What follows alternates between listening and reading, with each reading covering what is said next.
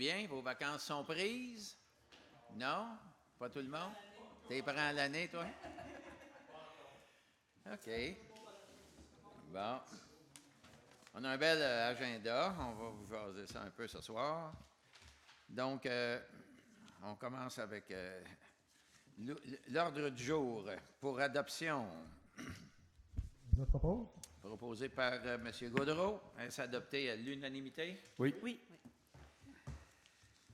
Le point numéro 2, procès verbal pour la rencontre du 14 juillet. Je propose. Proposé par Mme Boutillette. Adopté à l'unanimité? Oui. Oui. Merci. Point numéro 3, compte payé, payable et recevable pour approbation. Je propose. Proposé par Mme Letourneau. Est-ce approuvé à l'unanimité? Oui. Merci. Dans la rubrique dépôt de documents, OK. Point numéro 4, la formation obligatoire. Nancy? Oui, alors en vertu du règlement 186 sur la délégation de certains pouvoirs de dépenser, on a autorisé là, une formation, le contrat là, pour le membre du conseil sur l'éthique et la déontologie au coût de 1063,58 incluant les taxes là, pour la formation en éthique et déontologie. Donc, vous pouvez dormir, chers citoyens, sur vos deux oreilles. On a tous passé la formation d'éthique et de déontologie.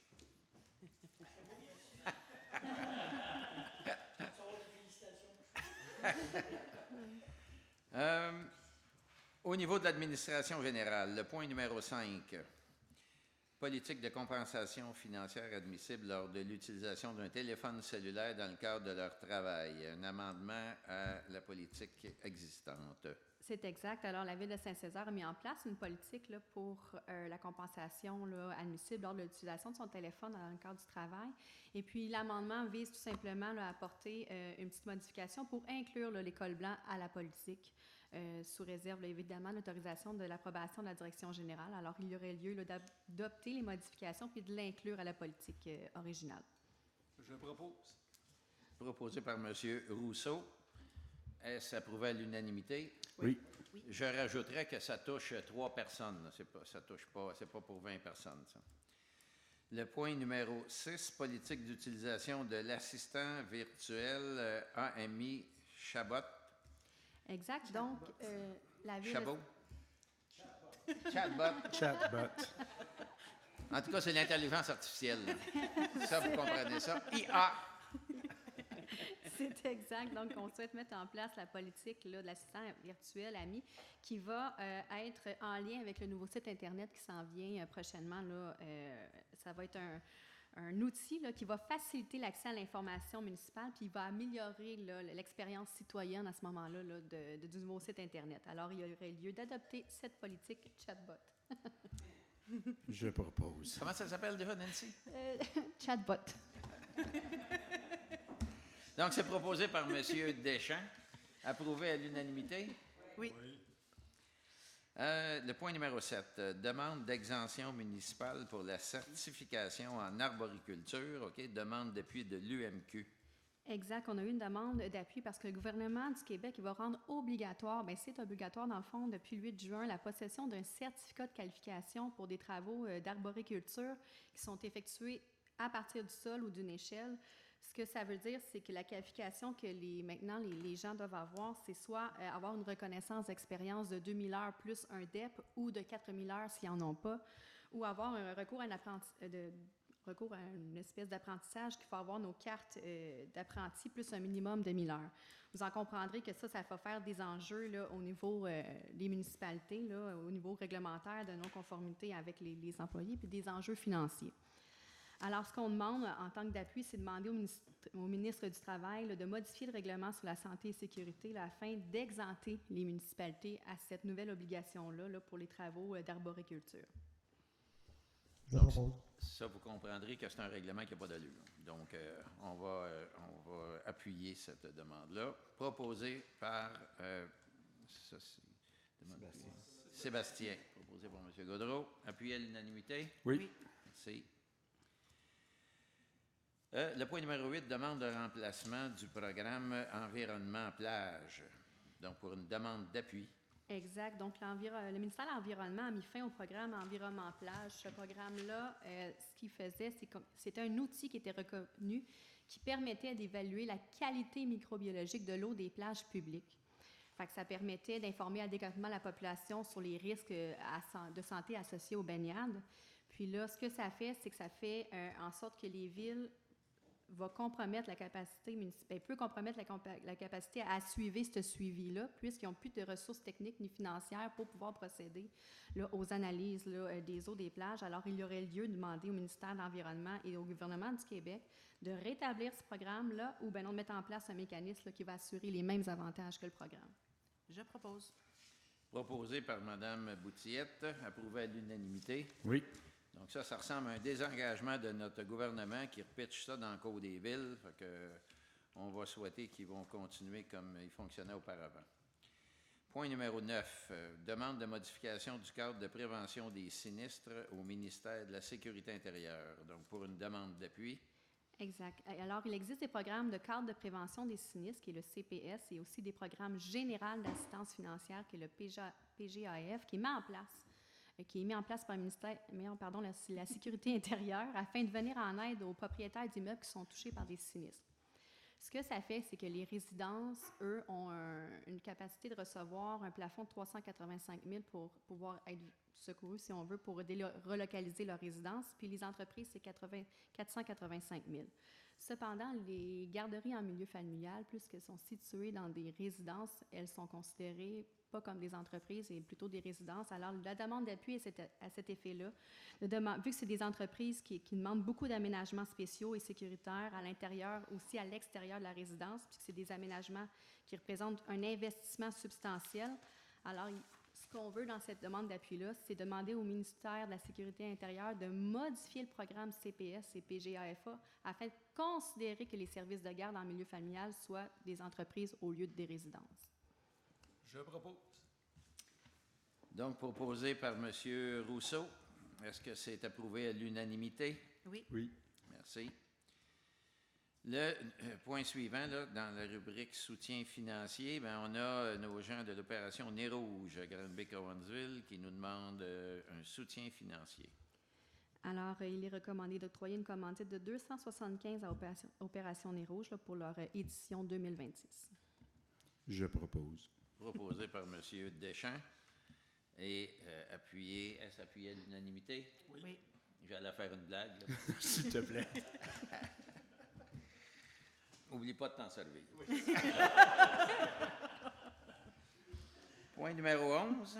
Programme ALU Montérégie de la Fédération de l'UPA de la Montérégie. Donc, une demande de partenariat financier. Exact. On a reçu de l'Union des producteurs agricoles une offre de partenariat pour le programme ALU Montérégie. C'est un service, là, si on décortique le mot ALU, c'est un service alternatif là, d'utilisation des terres qui permet de soutenir là, des initiatives et des projets là, visant à protéger là, l'environnement. Alors, l'offre de partenariat qui est proposée par l'UPA concorde avec les orientations que souhaite prendre la Ville. Alors, il est recommandé que la Ville devienne partenaire là, du programme pour une période de 3 ans en raison de 1 000 $ par année. Je propose. Proposé par Mme Letourneau. Est-ce approuvé à l'unanimité? Oui. Merci. Maintenant, le point numéro 12, Société d'histoire et de généalogie des 4 lieux, branche bénéfice pour l'achat de billets. Il est recommandé de procéder à l'achat de 2 billets au coût de 80 $ pour le lunch bénéfice de la Société d'histoire qui va avoir lieu le 30 août prochain. Je propose. Proposé par M. Gaudreau. Est-ce approuvé à l'unanimité? Oui. Oui. Merci. Le point numéro 13, au niveau des familles en fête 2026, le Carrefour familial du Richelieu demande de dons.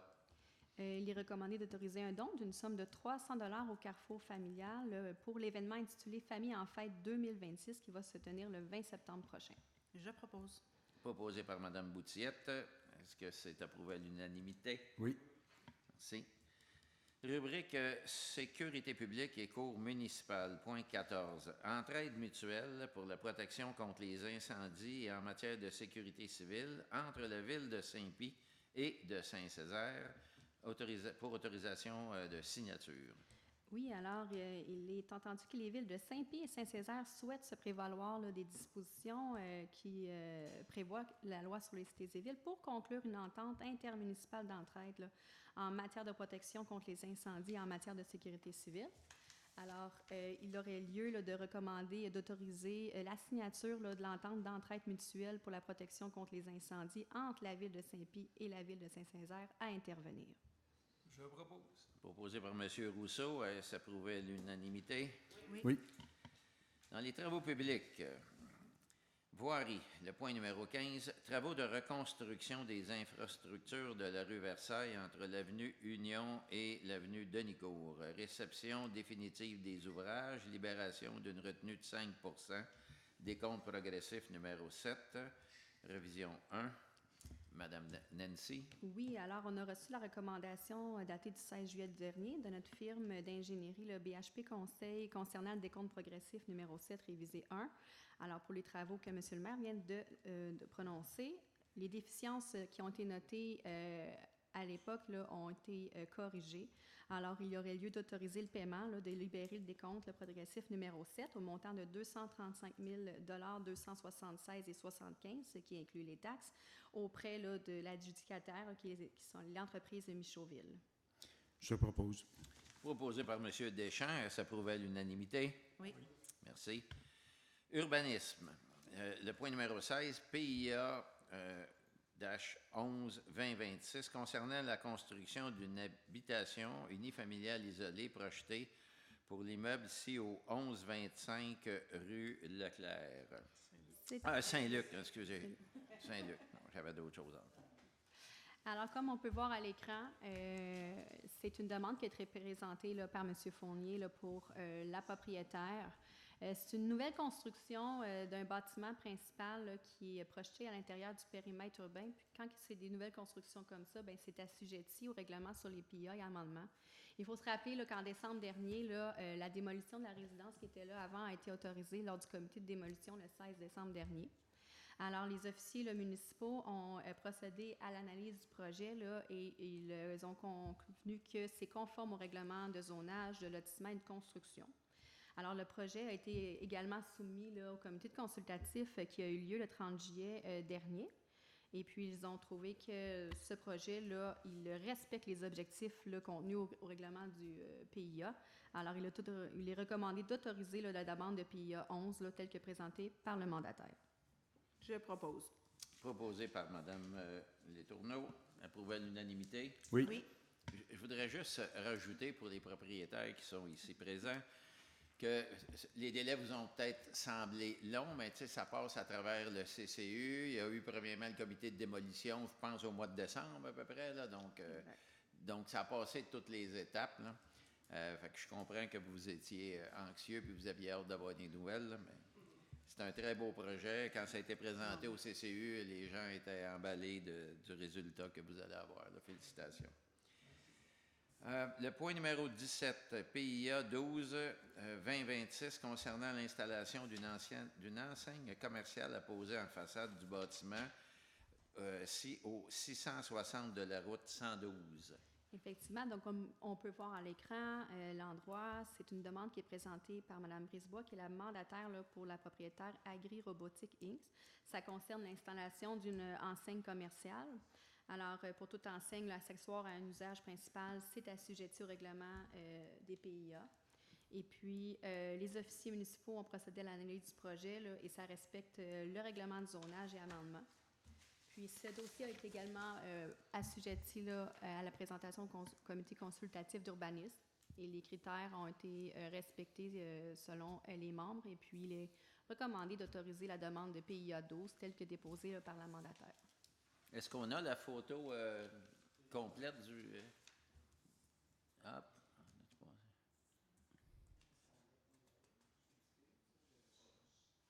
Bon, en tout cas, c'est pas grave si on ne l'a pas, là. C'est Jonathan qui fait notre télésino d'habitude, puis là, c'est Micheline, peut-être moins habituée avec les affaires à Jonathan, mais ça va être vraiment beau, là. Ce qu'ils ont proposé, c'est une devanture. On a trouvé ça triste quand Kenju est parti, mais l'entreprise qui a pris la relève, c'est une entreprise du domaine agricole. On trouve que ça cadre très bien avec la vocation de Saint-Césaire. Tiens, exactement. Voilà. C'est ça que ça va donner. Donc, oui, oui, non, non, merci, Micheline. Fait que c'est vraiment beau, puis c'est une belle entreprise. Là, c'est bon. Donc, Je propose. proposé par Sébastien, approuvé à l'unanimité. Oui. Oui. Merci. Maintenant, dans la rubrique Loisirs, culture, vie communautaire, le point 18, la Maison des jeunes des 4 lieux, utilisation de la piscine du complexe sportif pour l'année 2026-27 pour autorisation. Il est recommandé d'autoriser la Maison des jeunes des 4 lieux à utiliser gratuitement la piscine du complexe sportif à raison d'un vendredi par mois durant le bain libre, évidemment selon l'horaire disponible pour l'année 2026-2027. Je propose. Proposé par Mme Boutillette. Elle s'approuve à l'unanimité. Oui. La Maison des jeunes utilise une fois par mois la piscine comme ça, là, dans un horaire de bain libre, je pense le vendredi. Là. Donc, c'est un autre, finalement, avantage d'avoir notre infrastructure sportive, qui est le complexe. Le numéro 19, décompte progressif numéro 2, DC-2, volet entrepreneur général, projet aménagement, piste de vélo-parc. Alors, on a reçu la recommandation datée du 10 août de la firme Conception Paysage Inc. Là, pour le décompte progressif numéro 2 et la directive là, de changement numéro 2 pour le volet entrepreneur général concernant l'aménagement de la piste de vélo-parc. Alors, il y aurait lieu d'autoriser le paiement de ce décompte-là ainsi que de la directive de changement au montant de 43 635,36 ce qui inclut les taxes ainsi qu'une retenue contractuelle de 10 à Excavation Saint-Césaire. Je propose. Proposé par M. Rousseau, elle s'approuvait à l'unanimité. Oui. Ça, le vélo-parc, là, si jamais vous entendez des citoyens qui maugueraient contre ça, là, vous leur demanderez de s'emmener une chaise longue puis d'aller s'asseoir devant ça. Là, ça va être occupé, pas à peu près. Je félicite le travail du conseil, des gens qui étaient là dans le conseil précédent. Ça fait 3 ans qu'ils travaillent là-dessus. Là, on a mis des clôtures, on a essayé de retenir les jeunes, mais il n'y a rien à faire. Là. Ils sont là-dessus tout le temps. Il y avait hâte que ça ouvre. On a dû retarder à cause de la tourbe ses côtés. C'est assez à pic, puis on a mis de la faute que la tourbe prenne. Là. Je ne sais pas si... Claudie, c'est un projet qui te tenait à cœur. Peut-être que tu peux en glisser un petit mot. Là.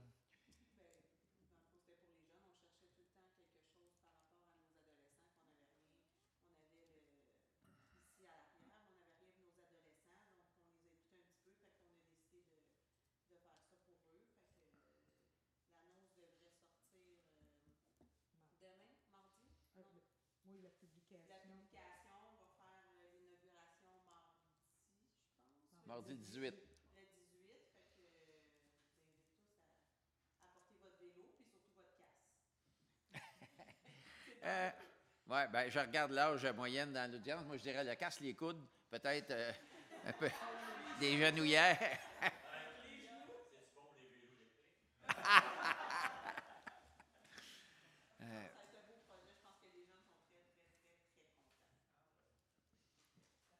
Il y a dans ça tu sais, moi, j'ai été surpris d'apprendre que les jeunes, ils peuvent monitorer leur temps parce qu'il y a des sensors d'intégrer là-dedans, puis sur le téléphone, ils peuvent se loguer, puis essayer d'améliorer le temps, puis tout ça. Là, fait que c'est vraiment, c'est bien fait. OK.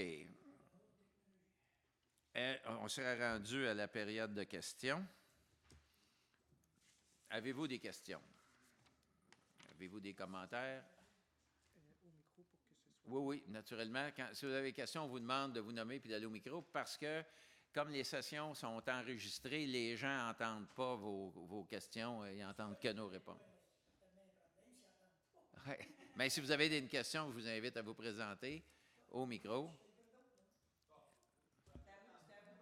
Tu vas briser la glace, François, puis après ça, M. Anger suivra. Et François Lebleu. Moi, je voudrais savoir, sur la rue de la Rose, là, allez-vous mettre de la peinture bientôt sur les angles que vous avez mis là? Ah, c'est quelqu'un qui est au courant de ça. La rue La Rose, on a mis des dos d'âne parce qu'il y avait des excès de grande vitesse. Ça a été fait rapidement à la demande des citoyens. On avait une pétition d'une vingtaine de citoyens, puis en l'espace de 2 mois, on avait mis les dos d'âne. Maintenant, de la peinture...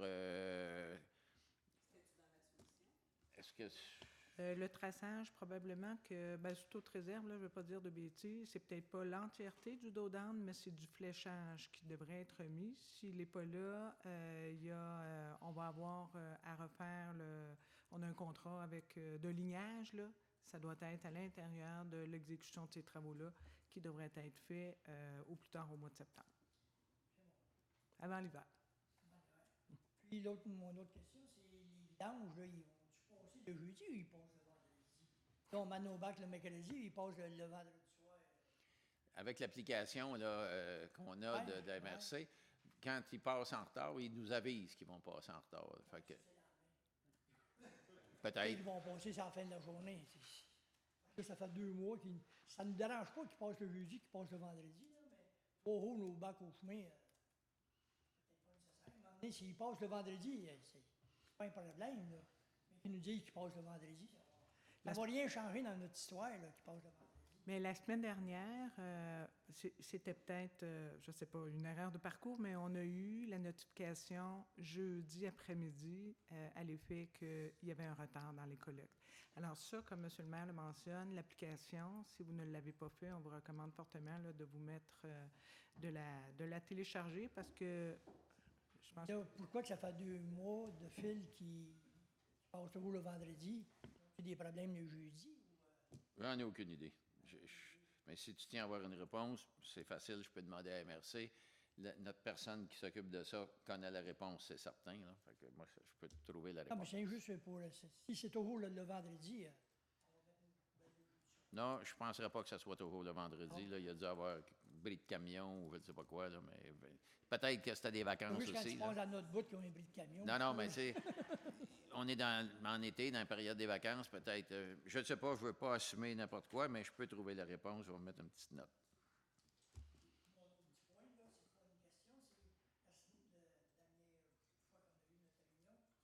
On a eu pour les feux d'artifice. Je suis allé voir sur la presse pour... C'est qu'ils disaient, les autres, ils parlaient du feu d'artifice à Montréal. Ils disaient que 2 feux d'artifice à Montréal dans la même semaine, ça pouvait mettre la qualité de l'air moins bonne. Mais ils disaient que si on allait amener nos jeunes, s'ils avaient veillé devant un feu d'artifice, là, il n'y avait aucun problème, il n'y a aucun danger, il n'y a aucun tombé, même pour l'environnement. Puis ici, le feu d'artifice que vous faites à Saint-Hilaire, c'est pas Montréal. Pas obligé de mettre les jeunes dans les papiers d'aluminium pour venir voir. Bon, on fera un petit débat à 3 entre vous, Mme Pauline, puis moi tantôt. Merci, M. Lebleu. M. Anger? Jacques Anger. Ben, moi, j'aimerais savoir plus de détails sur le moratoire. Qu'est-ce qui s'en vient? Qu'est-ce qui est en vue? Parce que j'ai des demandes pour ça. Puis il faut que je puisse séparer mon terrain pour pouvoir vendre chez nous. OK. Et présentement, ça ne se fait pas à cause de ça. Je ne sais pas s'il y a des dossiers plus faciles que d'autres qui peuvent se régler. Moi, c'est très facile, mon dossier. Je ne demande pas d'eau, je ne demande pas, tu sais, j'envoierai pas d'eau usée. Je n'ai pas besoin d'eau, juste séparer mon terrain. Puis il va rester vacant. Il attend que la ville, qu'on puisse bâtir dessus. OK. Écoutez, je ne peux pas faire du cas par cas. Je vais vous expliquer où on est rendu avec le moratoire. La semaine prochaine, avec l'urbanisme, on pourra regarder votre cas. Là. Ce que je comprends, c'est que ce que vous voulez, c'est pour vendre votre maison. Vous avez déjà votre entrée d'eau, vous avez tout chez vous, vous voulez vendre, mais il faudrait que le terrain soit séparé à côté. Oui. Bon. Mais s'il n'y a pas d'entrée d'eau déjà de préparée sur ce terrain-là, là, ça peut rentrer dans un peu plus compliqué. Là. Fait que j'ai pas de réponse concernant le moratoire pour ça particulièrement, mais on va vous donner, c'était prévu à soir qu'on vous parlait un petit peu de ça, le moratoire, fait qu'on va, comme j'ai dit tantôt, on va parler de ça de façon générale. Puis la semaine prochaine, je vais m'enquérir auprès de M. Massicotte de qu'est-ce qui arrive dans un cas comme le vôtre, à moins que Mme la directrice générale ait déjà une réponse pour vous. Là. J'en avais déjà parlé avec M. Massicotte de ça. Puis il dit, ben c'est ça, on va suivre le dossier, puis aussitôt que j'ai des nouvelles, je t'en parle. Puis pour la question de s'il n'y a pas de service dessus le terrain, tous les services sont là déjà. Ça fait des années qu'ils sont installés. Quand ils ont passé la rue, quand ils ont refait la rue Cécile, on a Vous avez fait une entrée d'eau pour ce terrain-là, puis un service d'égout? T'as peur que je me compromette à quelque chose, je vais y aller fou, moi, là, c'est ça? Oh, oui, je sais bien que c'est pas. Je sais bien que c'est un. C'est particulier. Ouais, c'est ça. Mais je comprends votre dossier. Ouais. Nous, on connaît les exemptions du moratoire. Je vois mal, j'ai pas tous les détails, fait que c'est difficile de mettre une opinion, mais Sylvain, Isabelle et M. Mascotte peuvent vous répondre. Oui, on va revenir, garanti. Merci. Maintenant, bienvenue. Est-ce qu'il y a d'autres questions? Le moratoire, OK? Il y a 2 sujets qu'on veut vous parler ce soir. Ça s'appelle moratoire puis aréna. Le moratoire, on a dit depuis qu'on est en place, OK, qu'on tenait à faire des travaux pour lever le moratoire. Dans l'administration précédente, il y a eu des déconnexions.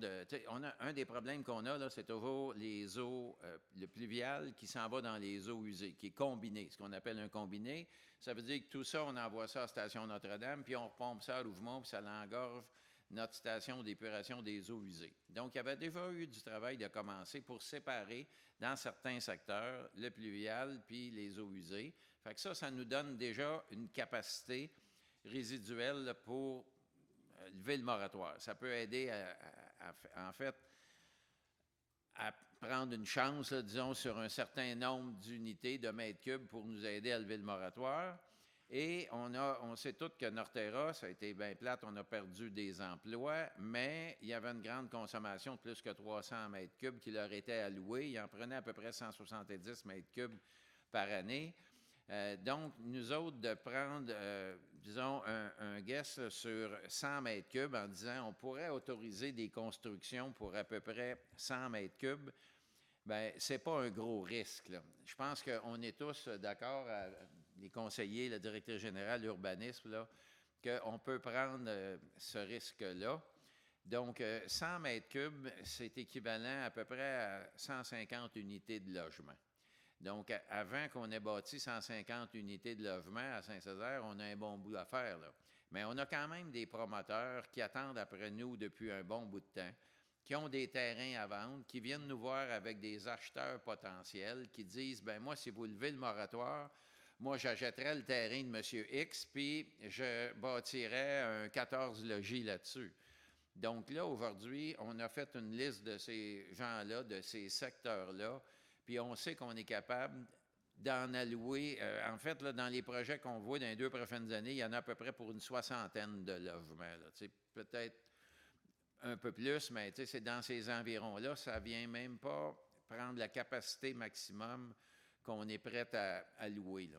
Puis ce qu'on veut faire avec ça, c'est de finalement donner de la capacité par secteur, puis d'en faire un petit peu, de regarder comment notre usine de station des eaux usées se comporte, puis comment notre station d'épuration, de pompage Notre-Dame se comporte. Il y a 6 ou 7 stations de pompage dans la ville, là, Bienvenue, Vimy, McGill. Donc, on a dans ces stations-là aussi des pompes, c'est des stations de pompage. Fait que dans certains cas, si on veut rajouter du développement dans certains secteurs, bien, il faut grossir des pompes ou il faut déconnecter d'autres combinés puis séparer l'eau des puisards des égouts. Bien, tout ça va se faire, OK? Disons, le projet principal, c'est la refonte de notre rue Union puis la refonte de la route 112.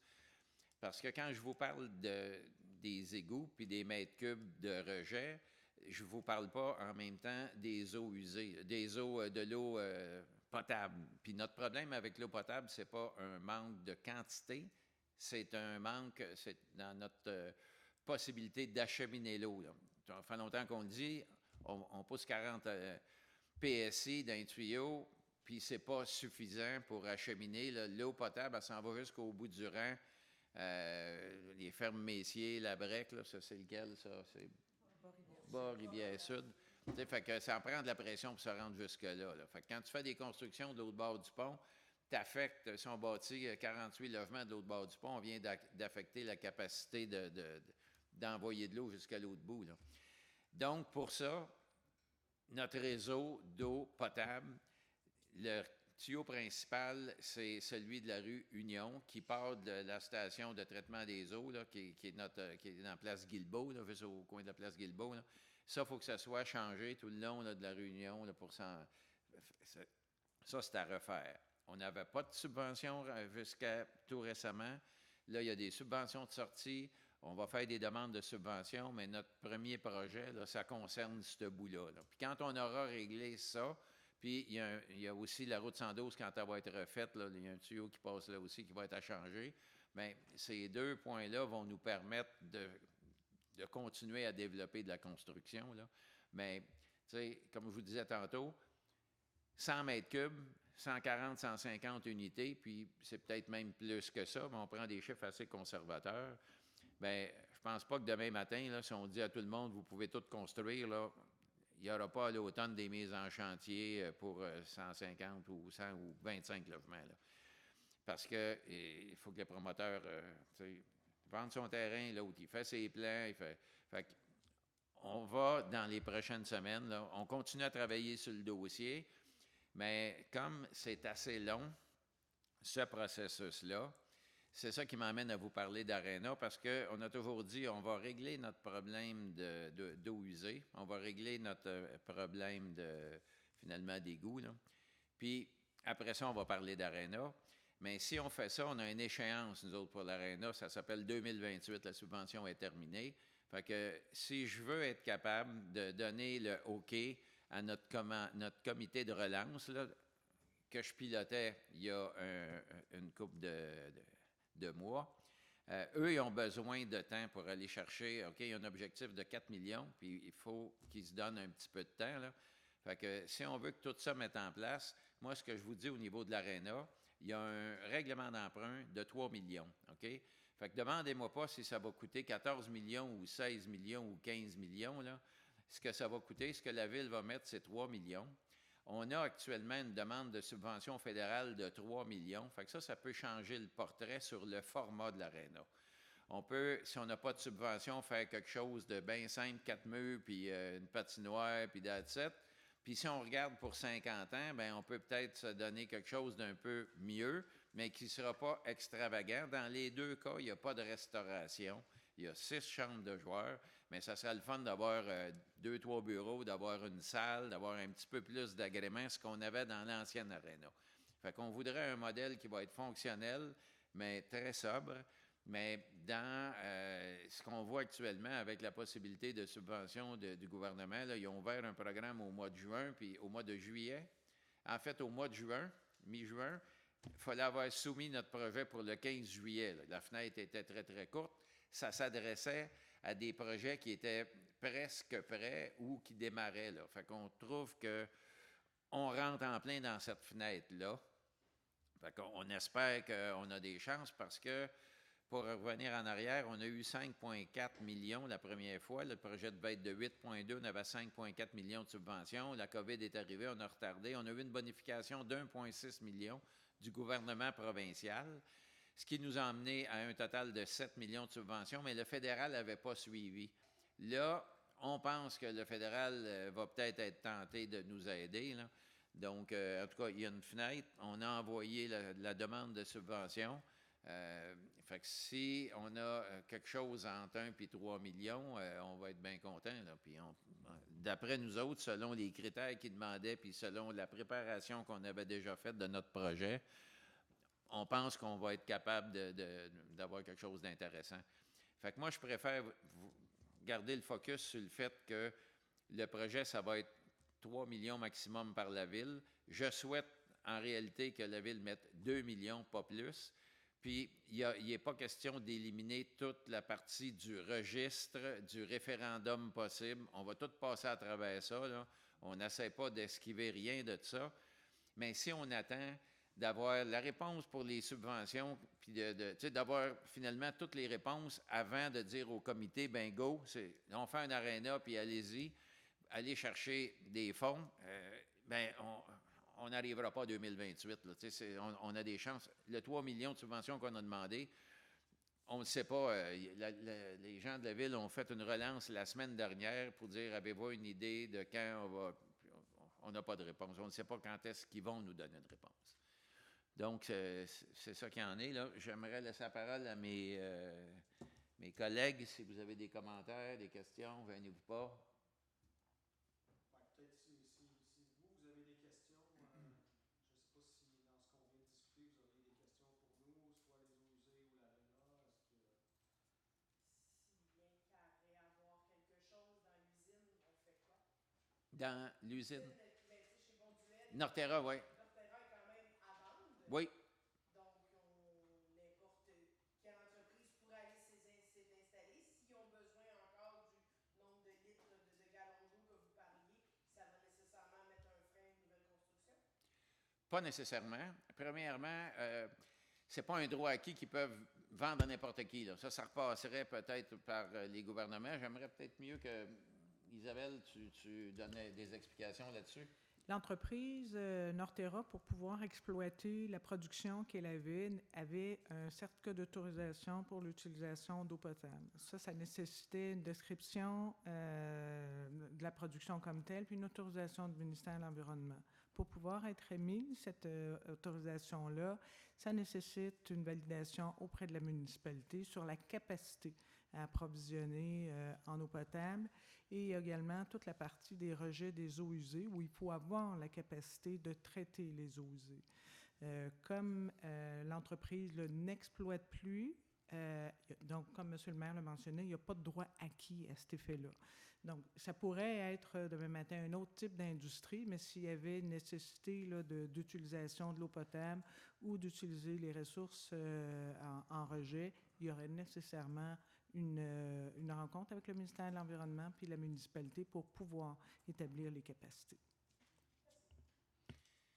Il y avait 330 mètres cubes, d'alloués là, dans le... Là, on dit, nous autres, qu'avec les modifications qui ont été faites, séparation des réseaux, on va prendre une chance sur 100 mètres cubes. On les a déjà envoyé une lettre à Norterra disant qu'on voulait faire ça, qu'on voulait récupérer 100 mètres cubes minimum. Là, on n'a pas eu de réponse encore là-dessus, mais c'est tout. Là, on est en étape de négociation, fait que je ne m'avancerai pas plus que ça. Là. Mais le portrait n'est pas négatif pour nous dans ce dossier-là du tout. Là. Je ne sais pas si c'était clair aussi pour la réunion. Comme M. le maire disait, la réunion, c'est ce qu'on appelle du combiné. Là, c'est les eaux pluviales vont avec le sanitaire. Une fois qu'on refait Union et qu'on refait d'autres rues à Saint-Césaire, mais ça aussi, ça diminue la quantité d'eau qu'on envoie à la station d'épuration. Ça nous donne aussi une marge de manœuvre supplémentaire dans le futur. Fait que ça nous aide pour pousser l'eau potable parce qu'on est capable d'augmenter la pression. Puis ça nous donne aussi un bon coup de main pour le point qu'il dit là parce qu'on va avoir séparé nos tuyaux, là, ce qui n'est pas le cas aujourd'hui. Là. Dans combien d'années? Écoute, moi, je souhaite ardemment que l'année prochaine, ça parte. Là, au printemps, on a fait des demandes de subventions. Ça serait probablement sur 2 à 3 ans. Ça ne peut pas tout se faire d'un seul bout. Là. On va diviser ça, là, mais ce qu'on souhaite, nous autres, c'est que ça parte au plus vite. Là. Donc, là, on va faire notre demande de subvention ces jours-ci, ces semaines-ci, puis après ça, on va voir comment ça va se passer. Là. Juste ajouter un point aussi sur la levée du moratoire partiel que M. le maire parle, c'est aussi par secteur. Il y a des secteurs qui sont plus aptes à prendre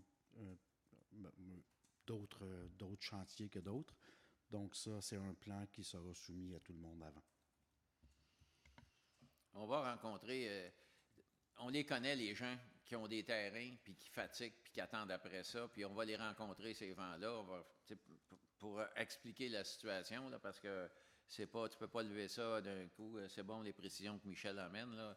Dans certains secteurs, ça peut être plus compliqué. Je vous dis, il y a des stations de pompage, il y a des capacités fait qu'il y a des petits travaux qu'on va avoir à faire, mais notre objectif, c'est de pouvoir lever ça partiellement. Ça va être la 3e levée partielle, la modification qu'on fait.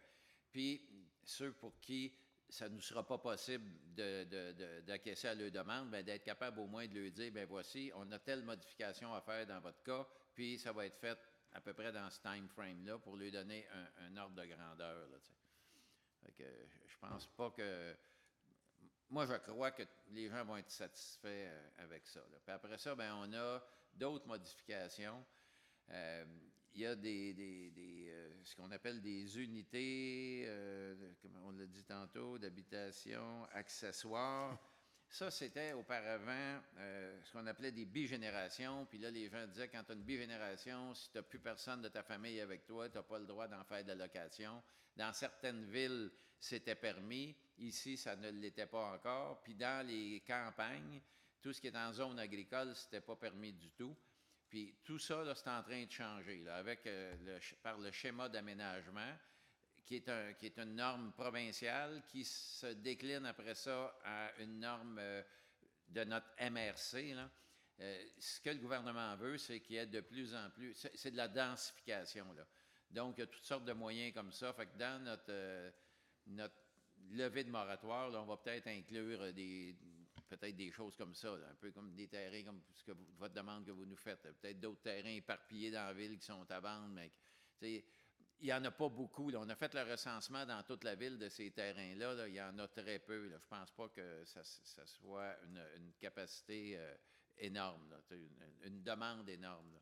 Fait qu'on est à regarder toutes ces choses-là. Mais je peux vous assurer que ça reste notre priorité numéro 1 puis qu'il y a beaucoup d'efforts mis par l'ensemble du Conseil là-dessus.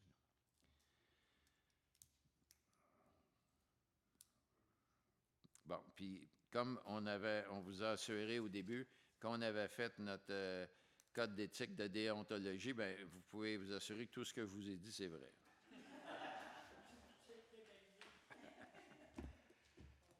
Est-ce qu'il y a des commentaires, questions? C'est bon? Donc, M. Lebleu, je vous laisse en compagnie de Mme Cloutier.